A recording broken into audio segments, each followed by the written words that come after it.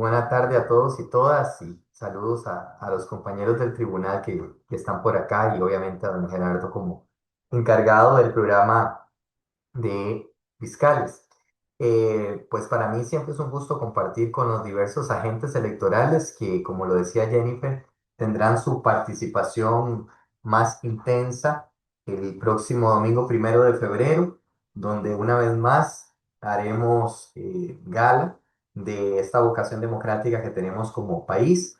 Y la labor de fiscales es sumamente relevante porque hemos observado que en el último tiempo los partidos políticos han preferido designar a correligionarios suyos como fiscales antes de miembros de mesa y han dejado la labor cotidiana de pues las labores de la Junta a los auxiliares electorales, que fue una figura que nace eh, en la elección del año 2002 ante la necesidad de que justamente existan personas que permitan operar las juntas el día de la votación. Como lo he oído, ya ustedes han dado por los principales contenidos de la labor de fiscalización. Voy a hacer una intervención en realidad muy breve para que ustedes puedan justamente aprovechar el tema de consultas que tengan. Y yo lo primero que quiero decir o enfatizar o recordar es que en el proceso electoral nosotros tenemos varias vías de accionar ante el Tribunal Supremo de Elecciones y no todas ellas tienen la misma necesidad de formalidad que otras. Hay unas que pueden atenderse de manera muy expedita, muy inmediata y que nos permiten rápidamente solventar cualquier incorrección que pueda precisarse. Es importante también tomar en consideración que no toda incorrección que pueda darse en un proceso electoral genera la nulidad de la votación, ya sea específica en una junta receptora de votos, ya sea la votación en general. De hecho, en Costa Rica, desde 1949 a la fecha, solo se han declarado nulas dos mesas de votación. Una de ellas fue en Valle de la Estrella, Limón, y la otra fue en San Juan Grande, de Esparza, ambas en procesos municipales donde se tuvo por acreditada una violación a la libertad del sufragio, porque particularmente las juntas estaban instaladas una, la de Valle de la Estrella, donde había población indígena que votaba allí y su voto fue inducido por varias acciones hacia una tendencia política determinada. Y la otra, en un hogar de larga estancia de personas adultas mayores, lo que conocíamos antes como hogares de ancianos.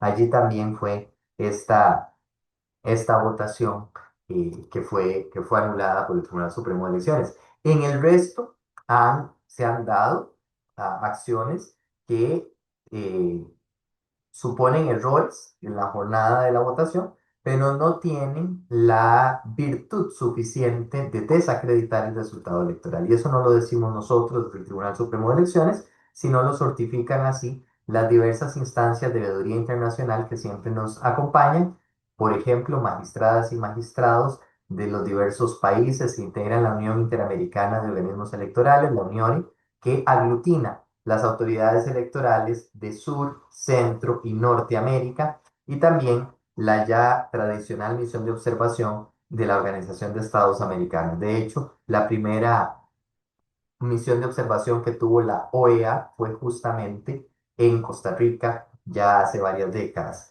Y eso nos permite, evidentemente, hacer una evaluación responsable y sesuda del proceso electoral. Digo esto porque en realidad la primera forma de atender cualquier circunstancia que se esté dando en el proceso electoral es, sin lugar a dudas, acudir directamente a la persona asesora electoral en el respectivo cantón o a una persona delegada, dependiendo de cuál sea la situación que ustedes consideren no se está dando de la mejor manera. El accionar mecanismos más formales sí que lleva a una instancia superior del tribunal, pero quizás la atención no sea tan inmediata como ustedes la requieran. Pensemos en una aglomeración a las afueras de un centro de votación. Ahí ustedes, lo lógico sería acudir a una persona delegada que esté cerca del centro, más allá de presentar, por ejemplo, una denuncia o una demanda. Distinto es, por ejemplo, si ustedes tienen noticia de que en algún centro de votación no se están firmando al dorso las papeletas, lo cual invalida los votos de estas personas, ¿verdad? Entonces, también ustedes tienen que ir midiendo cuál es la afectación o la incorrección que ustedes están detectando como personas fiscales. Y para poder detectar incorrecciones, pues me imagino yo, se los habrán dicho sobradamente en esta capacitación o estos módulos de capacitación, es tener claridad sobre la legislación electoral, tanto a nivel constitucional como de código electoral, y principalmente el reglamento que regula el ejercicio del sufragio del próximo 1 de febrero, ¿verdad? Así se llama ese reglamento que se emite para cada elección porque lo dispone así el código electoral. Otro punto importante que a mí me gustaría enfatizar es que las personas fiscales no tienen legitimación de representación del partido político. Y digo esto porque hay acciones recursivas que solo puede presentar el Comité Ejecutivo Superior o que están reservadas al Comité Ejecutivo Superior por disposición de la legislación. Ustedes, como los primeros, ¿verdad? Representantes de los intereses de sus partidos en las diferentes juntas receptoras de votos y en los diferentes centros de votación, deberán accionar al interno de su partido toda la coordinación necesaria que me imagino ya tienen para que si es algo relacionado con la votación y tienen que presentar los institutos de la justicia, algunos de los institutos de la justicia electoral, pues lo hagan a través de esos representantes, ¿verdad? Eso es importante. En concreto, en concreto, como les digo, hay, y así lo llama el Código Electoral, y dice que la persona fiscal tiene el derecho a hacer las diversas reclamaciones. Y conceptualmente una cosa es una reclamación, otra es una denuncia por falta electoral y otra, una ya vinculada a los institutos de la justicia electoral que atienden directamente las magistradas y magistrados electorales. Las reclamaciones, por ejemplo, se tratan de instancias que se hacen ante los respectivos organismos electorales. De hecho, vean ustedes que dice que el fiscal podrá presenciar todas aquellas sesiones públicas del respectivo organismo electoral. Y es que también, como ustedes lo han visto, tenemos fiscales que ejercen el cargo no solo ante las juntas receptoras de votos, fiscal de junta receptora de votos número tal de manera específica, sino fiscales generales que pueden actuar en todas las juntas receptoras de votos, pero también tenemos fiscales ante el registro civil, ante el registro electoral, ante el pleno de magistrados y magistradas, ante el salón de escrutinio, que serán quienes nos acompañarán a partir del próximo 3 de febrero a revisar, ¿verdad? Ese material electoral que recogeremos entre el propio primero y el 2. Entonces, también eso tiene que ver con los roles institucionales que cumplen cada uno y cada una de ustedes. Una reclamación ante la Junta Receptora de Votos. Mire, ¿por qué usted no está firmando las papeletas si usted es miembro de la Junta? Todos los miembros de la Junta tienen que firmar, ¿verdad? No, es que es más rápido que firmemos. No, todos tienen que firmar la papeleta. Mire, usted tiene que entregar la papeleta abierta para que la persona electora se entere que efectivamente se le está entregando una papeleta que no tiene ningún tipo de marca. Pero también ustedes podrían presentar una reclamación ante, por ejemplo, el encargado de los centros de votación en aquellos centros que lo tengan, ¿verdad? Que es donde hay más de 4 o 5 juntas receptoras de votos. De que, por ejemplo, miren, se están mezclando las dos filas de la junta 1124 y de la 1125. ¿Por qué no los acomodamos de una manera distinta? Por ejemplo, o a las afueras del centro educativo, sí, en los toldos o en los espacios regulados para cada agrupación política, ¿verdad? No se están respetando algún tipo de norma de orden. ¿verdad? Ustedes pueden hacer esa reclamación ante el Cuerpo Nacional de Delegados también. Entonces, vean ustedes que las reclamaciones en realidad son su trabajo más inmediato, pero también el trabajo más desformalizado o la forma más desformalizada porque la reacción debe ser inmediata, ¿verdad? Eh, ahí, ahí es donde ustedes tienen inmediata intervención. Luego, si no lo han hecho ya, les invito como una segunda parte a observar el catálogo de faltas electorales que están tipificadas en el Código Electoral. Y es que si ustedes ven el capítulo respectivo sobre faltas electorales, suponen afectaciones al régimen de funcionamiento de las juntas que evidentemente son sancionadas con multa. Pero vean ustedes un caso como este. Se presenta un miembro de junta receptora de votos armado. La legislación electoral lo prohíbe. O bajo el estado, o bajo estado de ebriedad, o, o bajo efectos de drogas. Ahí ustedes pueden hacer la reclamación para que esta persona sea retirada de la junta, el miembro sea retirado de la junta, pero a la vez podrían presentar, ahora sí, y por escrito, una nota a la Dirección General del Registro Electoral señalando el número de junta, el nombre de la persona y que llegó bajo los efectos del alcohol o llegó con armas para que esa dirección proceda a abrir una investigación que culminará con una multa que va de 2 a 10 salarios base. Estamos hablando de poco más de 900.000 colones hasta 4 millones de colones.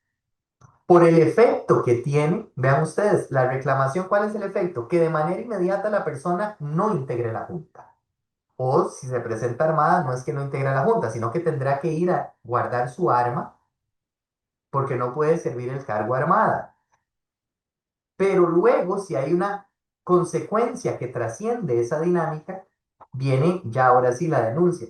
Y esas denuncias por faltas electorales sí las pueden hacer ustedes como personas fiscales y no necesariamente requieren del acompañamiento del Comité Ejecutivo Superior o cantonal o provincial de sus respectivas agrupaciones políticas, porque el Código Electoral y la legislación electoral habilita que las faltas electorales se investiguen incluso de oficio. Entonces, basta que a alguien le dé a la administración electoral la noticia de que se está dando algún tipo de irregularidad para que el registro electoral intervenga de oficio, ¿verdad? Por ejemplo, vean ustedes que una falta electoral es quien retenga la cédula de identidad de una persona electora o quien ande la cédula de identidad de una persona electora que no es ella, ¿verdad? Eso antes pasaba mucho en los hogares de larga estancia de personas adultas mayores, donde la administración de los centros tienen, ¿verdad? La administración, las cédulas de las personas adultas mayores para que no las extravíen o para tenerlas a mano cuando van a cita. La persona electora tiene que portar consigo la cédula, ¿verdad? Y eso es muy importante. Y por eso nosotros en estos lugares también siéntanse acompañados porque enviamos a personal de planta del Tribunal Supremo de Elecciones porque es población muy particular que requiere de apoyos para el ejercicio del sufragio o una fiscalización. Otro punto importante a tomar en cuenta y que a veces a la gente le molesta. Ustedes, como representantes de partidos políticos debidamente acreditados por don Gerardo y su gente y debidamente juramentados, tienen la posibilidad de estar en los centros de votación y en las juntas receptoras de votos. Pero recientemente el Tribunal Supremo de Elecciones, en un acuerdo de la semana pasada, recordó que solo ustedes tienen esa posibilidad y las personas electoras. Una vez que la persona electora emite el sufragio, debe salir de la escuela o del centro de votación. No puede quedarse dando vueltas por allí. Y por eso a ustedes también se les ha dado un distintivo para poder nosotros discernir quiénes pueden estar y quiénes no pueden estar, por ejemplo, en el patio de la escuela. Si ustedes observan que hay una persona que se queda por ahí y no es agente electoral, pueden presentar la reclamación ante el encargado del centro para que le invite a esta persona a salir. Pero si ustedes además consideran que también quieren que eso se investigue como una falta electoral porque el Código Electoral así lo señala, pues entonces presentan la respectiva gestión ante la Dirección General de Registro Electoral, también por vía de... eh, voy que aquí me silenciar, ya ahora sí. Este, Y también el colocarse a las entradas y obstaculizar, por ejemplo, es otra posibilidad que yo tengo de hacer la reclamación para que inmediatamente se despeje la entrada del centro educativo o centro de votación en general. Hablo de centro educativo porque normalmente están instaladas en escuelas y colegios, ¿verdad? Pero hay zonas donde yo sé que el local es de otro tipo. Pero igualmente podrían presentar por escrito la gestión ante la Dirección del Registro Electoral. Y si ustedes no quieren hacerlo por escrito, pueden llamar a nuestra línea gratuita 800 elector que decía el anterior director del registro electoral, hoy el magistrado Fernández, don Héctor Fernández, ¿verdad? Es el 911 electoral. Usted llama al 800 elector y dice, miren, en el centro educativo número tal hay una aglomeración y la gente no puede pasar. Entonces, inmediatamente los operadores del 800 elector le van a pasar la información a delegados para que abra, ¿verdad? El acceso. Pero ustedes podrían decirle al operador también, y quiero que se investigue como una falta electoral, y entonces ellos lo consignan así, porque hemos dicho que el registro electoral puede de oficio, entonces basta esta llamada para que el registro electoral lo haga. Vean ustedes también que en el caso de las gestiones o reclamaciones, nos ha ocurrido en otros momentos donde la persona fiscal le pide a la Junta que la haga constar en el padrón electoral, en incidencias. Si la incidencia ustedes piden que conste en el padrón, la Junta está obligada a consignarla en el padrón. Y ustedes dirán, ¿por qué el padrón? Bueno, porque, como lo hablábamos antes, el martes del siguiente a la votación empieza el escrutinio definitivo acá en el Tribunal Supremo de Elecciones. Y hay una sesión de revisión de esas material electoral donde van viendo todo, todo ese material y hay una persona en la mesa que nosotros le llamamos el revisor de padrones. El revisor o la revisora de padrones va a pasar hoja por hoja del padrón y si ve una incidencia específica que llama la atención, se lo va a comunicar al magistrado o magistrada de la mesa para que ese magistrado determine si va a hacer una revisión total del material. ¿Qué quiere decir esto? Ordenar la apertura de los sobres de los votos también. Y sus colegas fiscales de escrutinio también tienen acceso a el padrón y los revisan para ver si hay algún tipo de incidencia que a ustedes les llame la atención, ¿verdad? Otros casos es que más bien ustedes como fiscales a veces piden que su reclamo que escriben ahí en la junta lo metan en el saco, ¿verdad? Y dentro del padrón y nos hemos encontrado casos donde abrimos el padrón y viene algún reclamo de algún fiscal durante la jornada de votación. Y eso es importante. Pero aquí, ahora sí paso a la acera de los institutos de la justicia electoral. Estos institutos de la justicia electoral que están en el título quinto del Código Electoral, por ahí del 220 o un poco antes del Código Electoral, sí requieren de formalidades mayores. Por ejemplo, las demandas de nulidad. La demanda de nulidad es el instituto de la justicia electoral por excelencia para reclamar la nulidad de la votación. O sea, para que se anule una mesa, para decirlo en fácil. Pero ya la jurisprudencia ha aclarado que usted como fiscal no tiene esa legitimación, la tiene como elector o electora que votó. Entonces, si yo fui elector de la Junta tal y observé una incorrección que a mí me parece genera nulidad, yo la puedo reclamar, pero como votante, no como fiscal.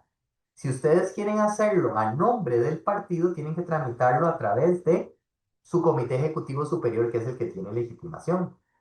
A ver, para gustos los colores, ¿verdad? Usted la podría generar como votante, simplemente, que tiene derecho a hacerlo, pero será como votante, no como fiscal del partido tal. y si no, a través del partido con el Comité Ejecutivo Superior. Y recuerden que las demandas de nulidad hay dos momentos para interponerlas. 3 días después de que el saco entra al Tribunal Supremo de Elecciones, por eso es que como lo hemos comunicado a la ciudadanía, nuestros padrones y nuestras tulas van con radiofrecuencia, porque cuando pasan por la banda transportadora aquí para entrar a la bodega es como cuando usted pasa un producto en el súper. Queda marcado, ¿verdad? Pero en el caso de nosotros lo que marca es la hora y la fecha en la que ingresó el saco a la bodega del tribunal. Porque a partir de ahí corren los 3 días para hacer el reclamo de nulidad por hechos que ocurrieron durante la jornada de votación. Y esos 3 días son estrictos. ¿Por qué? Porque nosotros, como autoridad electoral, se nos ha confiado una función jurisdiccional. ¿Cuál es? Que en mayo próximo tomen posesión de sus cargos las nuevas autoridades. El 1 de mayo las diputaciones y el 8 de mayo la presidencia y vicepresidencia de la República. Por eso no podemos atrasar el proceso y por eso los plazos son tan rígidos. 3 días para reclamar algún tipo de incorrección que ustedes crean genera la nulidad de la mesa, insisto, pero la nulidad debe ser reclamada invocándome como votante, pero si yo invoco como votante, puedo reclamar cualquier vicio de cualquier mesa si es la papeleta presidencial. Pero si es la papeleta de diputados, yo tengo que reclamar las de mi provincia, donde yo estoy inscrito electoralmente. ¿Por qué? Porque la eventual nulidad afecta mi decisión como votante, porque vean ustedes que les dije, no accionan como fiscales, sino como votantes. Si quieren accionar como partido, de nuevo, a través del Comité Ejecutivo Superior. Entonces, si usted está empadronado o empadronada en Alajuela, pero va a pedir la nulidad de Heredia porque a usted la habilitaron como fiscal en Alajuela por estar muy cerca y usted dijo, sí me da tiempo de ir a votar, fiscal general, ¿verdad? Etcétera. Y ustedes presentan la demanda de nulidad, el tribunal se las va a rechazar de plano diciéndole, no, usted como fiscal no puede presentar, tiene que ser el Comité Ejecutivo Superior. Y como votante, a usted lo que le interesa es la diputación de Heredia, porque usted está inscrita en Heredia, no en Alajuela, ¿verdad? Entonces, también estos elementos son a tomar en cuenta a la hora de presentar demandas de nulidad, ¿verdad? Si es para la presidencia, sí, porque a todos nos afecta la elección de la presidencia. Entonces, ahí no importa. Mientras usted haya votado, sea fiscal o no, puede reclamar la nulidad. Pero para diputaciones, usted puede reclamar la nulidad solo de su provincia. Entendida su provincia, no donde está nombrado o nombrada como fiscal, sino donde está inscrita electoralmente. O sea, donde su cédula dice que usted vota, ¿verdad? En su respectiva junta receptora de votos. ¿Ok? Y bueno, ya otras decisiones también vienen en apelación, pero por el corto tiempo que hay, también suelen no darse mucho, pero ustedes tienen la posibilidad. Por ejemplo, recuerden que la Junta Receptora de Votos es un organismo electoral. La Junta Receptora de Votos es autónoma y toma decisiones por votación y mayorías. Entonces, si llega una persona, por ejemplo, nos ha pasado con adultos mayores, que la última cédula la solicitó hace 8 años, por ejemplo, pero cuando ya llega a votar, es una persona ya muy grande en edad, entonces ya ha perdido capacidades cognitivas. Y entonces nos ha tocado el caso donde la Junta Receptora de Votos simplemente dice, yo no le permito votar a esta persona porque yo observo que en realidad no está consciente del acto que está llevando a cabo. ¿Verdad? Para no mencionar ningún partido político ni ninguna candidatura que puedan identificar, tuvimos una incidencia una vez donde llega una señora con su hijo, ¿verdad? Y dice, bueno, traigo a mi mamá a votar. La señora se veía que ya tenía dificultades para comprender el acto que estaba llevando a cabo y le dice, bueno, ¿por quién va a votar? Y ella dice, por fulano de tal, un candidato que participó en la elección de 1966. ¿Verdad? Entonces se le dice, vea señora, esa persona no, estas son las personas, no, voy a votar por fulano de tal, otra vez vuelve a mencionar, entonces la junta le dice al hijo, ella no puede votar, ¿verdad? Entonces, esa decisión de la Junta tiene apelación ante el Pleno de Magistradas y Magistrados Electorales. Pero ustedes, como fiscales, lo que tienen que hacer es ponerlo en conocimiento inmediato de su partido para que sea el partido el que apele, ¿verdad? O en este caso, la señora que es la afectada directa. Pero ahí, más bien, ustedes no podrían accionar directamente ante el tribunal, porque vean ustedes que es un instituto de la justicia electoral, es una apelación electoral. ¿Qué sí podrían hacer? Una reclamación. En sentido contrario, vea, señor presidente, señora presidenta de la Junta, no debería dejar votar a este señor o a esta señora porque vea que no está comprendiendo el acto que está llevando a cabo, ¿verdad? O sea, ya es una persona que quizás por un deterioro cognitivo natural, etcétera, personas muy grandes, no. Y si la Junta dice, pero yo sí lo dejo votar, entonces tiene el derecho de decir, bueno, me anota por favor en el padrón que yo objeté que X persona votaba porque pareciera no tener la capacidad para hacerlo. ¿Por qué? Porque vean ustedes que eso es una situación que se da el día de la votación y ya después habría que plantear formalmente la demanda cuando 3 días después que el saco entra al tribunal. ¿Por qué? Porque fue un hecho que ocurrió durante la jornada de votación que usted de manera diligente y responsable pidió a la Junta Receptora de Votos que se consignara. Otra reclamación, mire, va a ser un voto público, ¿ok? Perfecto. Esa persona no tiene por qué hacer el voto público, porque tiene todas sus posibilidades de hacerlo de manera autónoma y en privado. O la Junta, antes pasaba más, ya hemos hecho un proceso fuerte de capacitación. Va a ser un voto público, se cierra la puerta del aula. No, no, si va a ser un voto público, es público, ¿verdad? La puerta no se cierra, se permanece abierta porque el voto es público, ¿verdad? Por eso se llama voto público. Si no, lo que haría es un voto asistido con alguien de su confianza en el recinto privado de votación. Pero si el voto es público, no habría razón para cerrar la puerta porque es público, ¿verdad? Y se justifica esa excepcionalidad al derecho al sufragio secreto por razones que ya ustedes han conocido y se han preparado en esta materia, ¿verdad? Una discapacidad muy severa que no permita ni siquiera con los dispositivos de apoyo que facilita el tribunal hacer el voto secreto. O esta persona no acude con alguien de su confianza a ejercer el voto. Y entonces lo que dice es a viva voz por quién va a votar y el presidente o presidenta de la Junta marca la opción delante de las demás personas que hacen un control cruzado que efectivamente se está marcando la opción que esta persona electora está diciendo. Se dobla la papeleta y se ingresa en la urna. Esa es una reclamación que usted puede hacer. Mire, usted no me puede cerrar la puerta, es un voto público, ¿verdad? Por eso, porque es público. Y ahí sí le pueden decir. ¿Verdad? Si insiste la persona presidenta o presidente de la Junta y la Junta en realidad la cuerpa o es una Junta integrada unipersonalmente, pues igual usted le dice, bueno, me consigna en el padrón, ¿verdad? Que yo hice esta reclamación que usted no está atendiendo, ¿verdad? Entonces, vean ustedes, para cerrar y redondear las tres ideas clave, y es el fiscal puede hacer reclamaciones inmediatas para corregir supuestas malas acciones de los miembros de la Junta o de los diversos actores electorales. El fiscal puede presenciar todos los actos y pedir que sus observaciones consten en el padrón.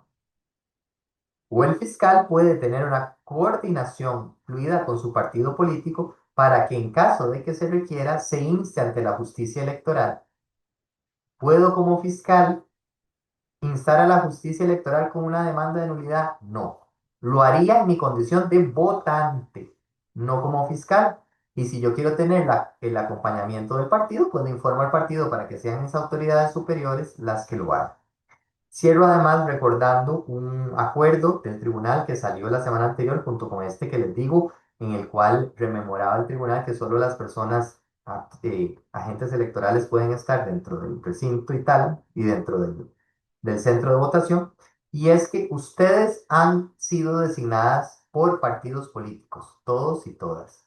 Los partidos políticos han puesto su confianza en ustedes. Y son partidos específicos porque usted no podría venir solo o sola a inscribirse como fiscal, porque si no, don Gerardo le va a rechazar su gestión. Él va a decir, bueno, tiene que ser el partido político el que la proponga o lo proponga. Por eso, si usted es postulado por un partido político y muestra una identificación o un gafete o lo que sea de otro partido político distinto a aquel que le propuso, se puede retirar su credencial de fiscal, porque usted estaría entrando en un conflicto de interés, ¿verdad? Usted es postulado por el partido X, usted vela por los intereses del partido X. Y si usted se identifica visualmente y tal con insignias o con signos externos de otro partido, ahí hay un conflicto de interés que evidentemente la administración electoral podría sancionar con el retiro de la credencial, como lo dice el reglamento de fiscales, el reglamento para la fiscalización de procesos consultivos y electivos del Tribunal Supremo de Elecciones, ¿verdad? Por eso es que ustedes van siempre ligados a un partido político. Y lo otro es que, recuerden, yo creo que esto lo han visto hasta la saciedad en las capacitaciones, pero siempre pasa. Y hemos notado que no es por ningún tipo de actuar malicioso o para nada, ¿verdad? El tema es acá, básicamente, no pueden ustedes manipular el material electoral, solo los miembros de la Junta Receptora de Votos. Nos hemos encontrado incidencias en el padrón muy interesantes, por eso insisto tanto en el padrón, que dice, mi compañera María se retira al baño, yo la sustituyo en la mesa que soy del mismo partido y todos los de la mesa están de acuerdo, entonces esta fiscal empieza a firmar las papeletas, lo cual no es correcto, pero eso no evidencia una lógica de querer anular la votación, sino como dice, mi compañera es del partido A, yo soy del mismo partido A, de que vaya ella al baño mientras yo me quedo. Está bien, usted se queda, pero observando y como el nombre de su cargo lo dice, fiscalizando, pero no realizando las acciones de los miembros de mesa, porque además eso les genera a ustedes responsabilidad, porque eso incluso es un delito electoral, ¿verdad? Pero hemos analizado casos de estos y los padrones evidencian que no hay un actuar malicioso o ganas de producir nulidades, sino un equívoco, ¿verdad? Hemos también notado de que, por ejemplo, un fiscal se encuentra en la junta, hace este cambio y el fiscal de otro partido va y lo señala al asesor electoral, le reclama al asesor electoral. Por eso el Código Electoral dice que la principal función de un fiscal es hacer reclamaciones. Reclama al asesor y el asesor dice, van va a la junta y le dice, se retira, ¿verdad? Usted de la mesa porque usted no puede estar firmando las papeletas. Ahora, las personas que votaron, ¿por qué van a perder su voto o que su voto no cuente por esa incorrección en la que incurrieron los miembros de mesa? Yo soy un votante, llego a la mesa, veo a las personas sentadas, la gente está firmando las papeletas, voy al recinto, voto, marco y meto mi papeleta en la urna y ya después, ¿por qué mi voto va a ser anulado solo porque una persona hizo un rol que no le correspondía? Ahora, si es algo articulado, malicioso, que se hizo adrede para poder, ahí eso es otra cosa. Pero nosotros sabemos en la cultura nacional, electoral nacional, que se dan, ¿verdad? Este tipo a veces de acciones, incluso por ayudar o de buena fe, ¿verdad? Entonces, también discernir una cosa de la otra. Esas como las ideas muy generales de cierre que yo quería compartir con ustedes y más bien aprovechar todo este espacio que nos queda de poco más de una hora para consultas.